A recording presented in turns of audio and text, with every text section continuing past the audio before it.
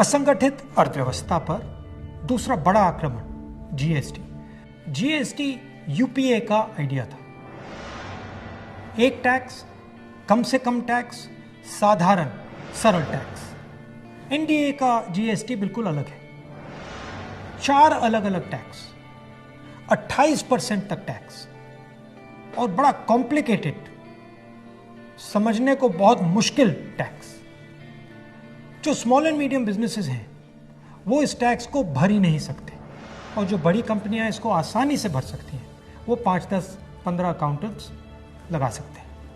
ये 4 अलग अलग रेट क्यों हैं? ये 4 अलग अलग रेट इसलिए हैं क्योंकि सरकार चाहती है कि जिसकी पहुंच हो वो जीएसटी को आसानी से बदल पाए और जिसकी पहुंच ना हो वो जीएसटी के बारे में कुछ ना कर पाए। पहुंच किसकी है? हिंदुस्तान के सबसे बड़े 15-20 उद्योगपतियों की पहुंच है।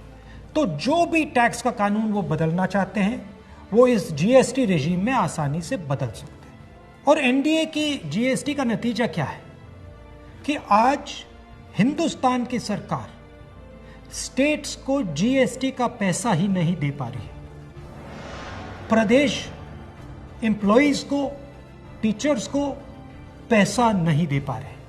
तो जीएसटी बिल्कुल फेल है, मगर ये सिर्फ फेल नहीं है, ये एक आक्रमण है गरीबों पर, स्मॉल एंड मीडियम बिजनेसेस पर। जीएसटी टैक्स की व्यवस्था नहीं है, जीएसटी हिंदुस्तान के गरीबों पर आक्रमण है।